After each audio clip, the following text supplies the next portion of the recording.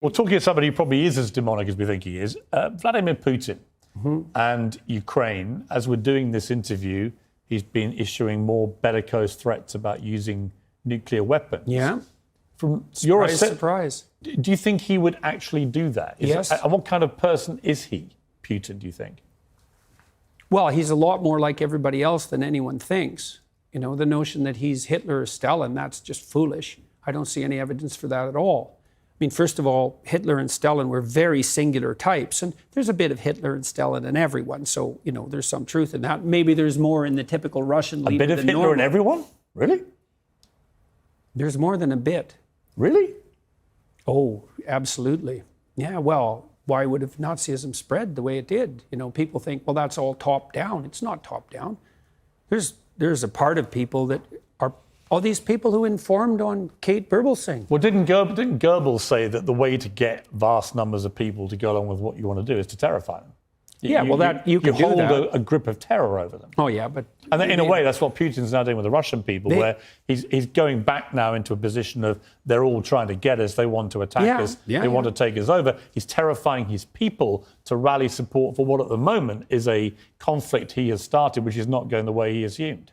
Well, the most, what would you say, the wisest commentators on totalitarian states, like Solzhenitsyn, and many psychological commentators, Jung was a good example of that, made a very straightforward case that you can't have a totalitarian state unless every single person is willing to lie about everything all the time. And you can think about that as top down because the leaders lie too. And they also enforce punishments if you don't lie. But then you can also think about it, the totalitarian spirit is replicated at every level of the society. And so in a truly totalitarian state, husbands lie to their wives and parents lie to their children. And the totalitarian state is actually the grip of the lie.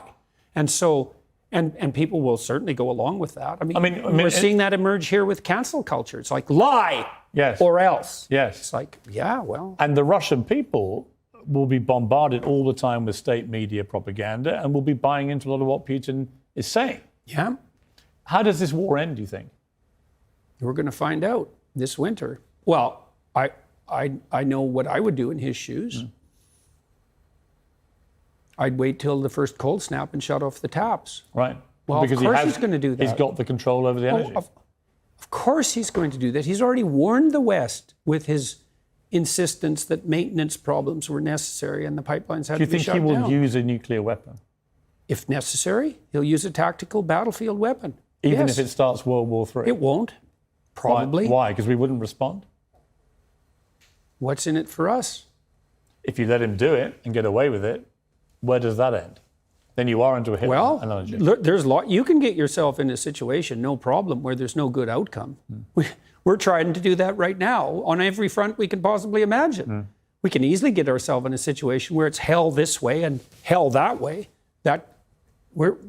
That's highly probable. Well, should the Ukrainians give the Russians anything? When I was over there recently interviewing President Zelensky, what I was struck by was everybody I met in Kyiv, the capital city, were utterly resolute. Don't give them an inch of our land.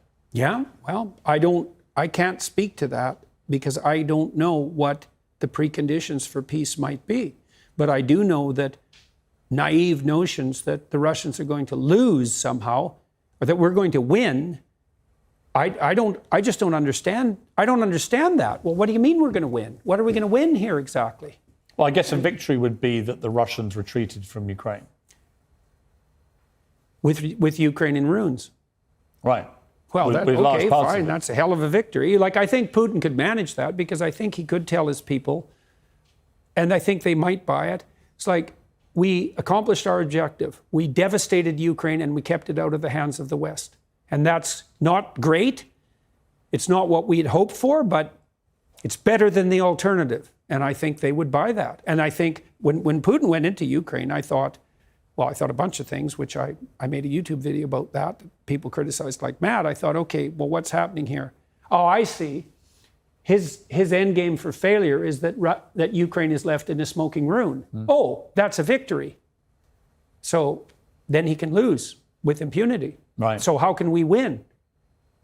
We can't win against Vladimir Putin anyways because you cannot win against someone you cannot say no to. Period. And we can't say no to Putin because we sold our soul for his oil and gas. And we did that to elevate our moral stature in relationship to saving the planet. And so here we are, facing a very dire winter, hoisted on the petard of our own foolishness and moral presumption. We're saving the planet. We'll see. I don't think so. It doesn't look like it to me. And this is the most catastrophic issue here. Assuming that we're facing an environmental crisis of planetary proportions, which is not something I buy, by the way, assuming we are, well, then I would imagine that you would put in place measures that would ameliorate that problem instead of exacerbating it. But all the measures you're putting in place are actually making the environmental problem worse. So how is that even vaguely acceptable? And I look at that and I think, oh, I see. It's just like George Orwell said about middle-class socialists 50 years ago.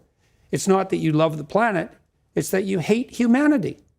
So, well, have at her, boys and girls, and we'll see what happens this winter. And it's very terrifying to me. It is. I especially here, because your energy prices have gone way out of control, and that's going to hurt a lot of poor people, and certainly around the world as well. The World Bank already estimated that we've put 350 million people into what they call food insecurity.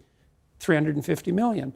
That's 3 times as many as the communists managed to kill. Maybe we can manage that in a winter. But the planet has too many people on it anyway, so, that's just poor people.